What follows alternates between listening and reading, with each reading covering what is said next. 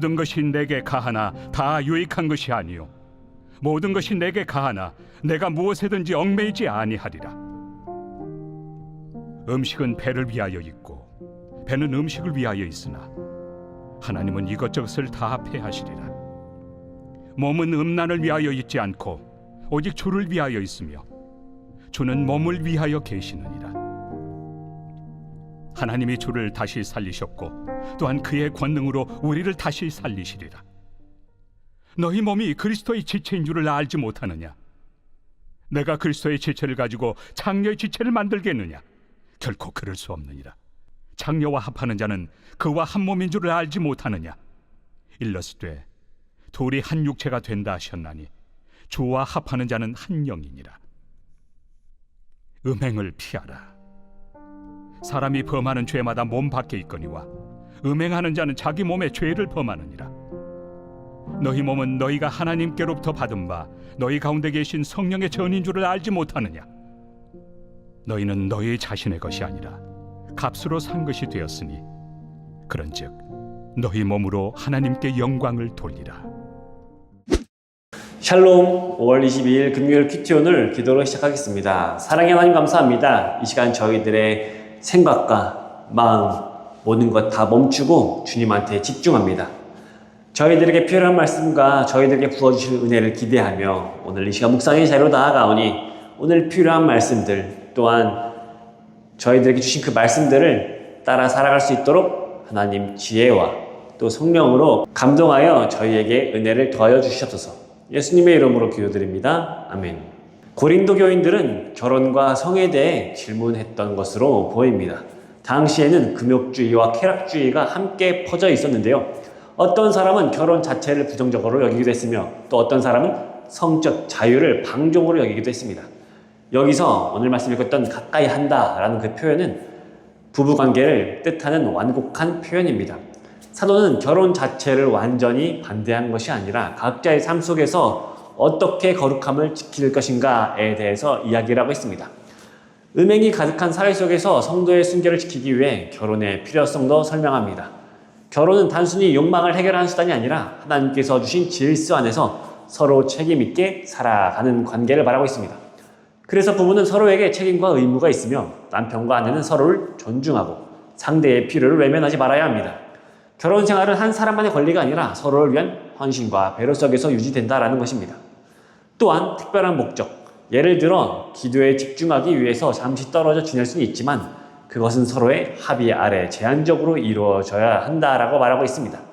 지나친 거리두기나 극단적인 금욕은 오히려 시험에 빠질 위험이 있기 때문입니다.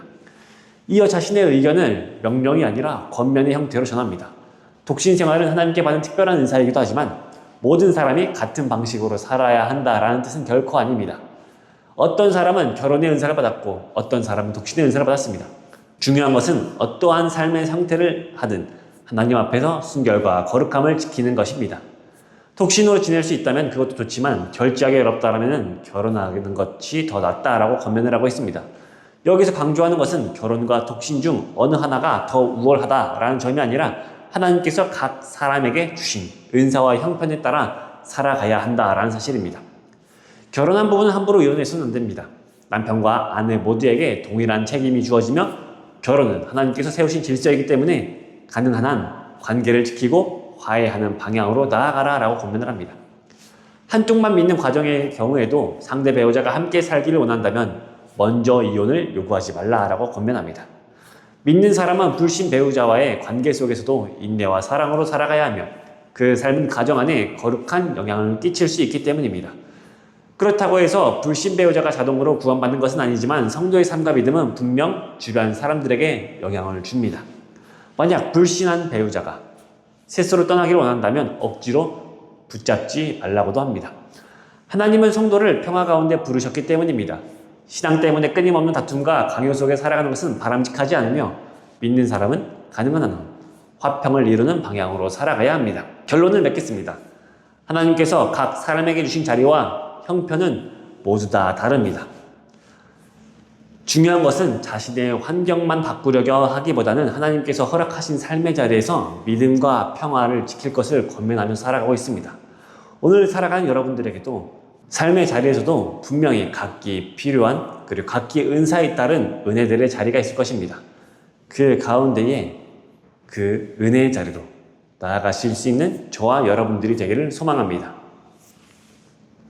묵상 질문입니다. 나는 내 욕망보다 하나님의 질서와 뜻을 더 우선시하며 살아가고 있나요? 기도하겠습니다.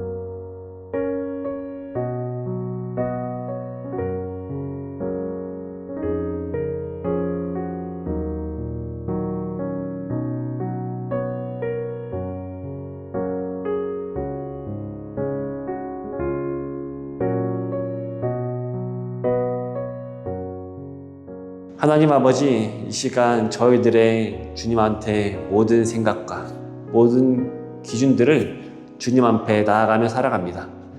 오늘 삶의 자리에서도 또한 각 지체들에게 주신 삶의 믿음의 자리 가운데에 저희들이 편한 자리를 선택하는 것이 아니라 가야 할 길을 안다라고 하면 그 가야 할 길을 걸어갈 수 있는 믿음의 힘과 담대함을 허락하여 주시옵고, 늘 주님의 은혜 가운데에 성령이 함께 하셔야지만 저희들이 이겨낼 수 있고 또한 가야 할 길을 갈 수 있사오니, 오늘 하루를 살아감에도 이 이후의 삶을 살아감에도 늘 성령의 감동에 민감하게 반응하며 살아갈 수 있는 저와 청년들이 되게 하여 주시옵소서.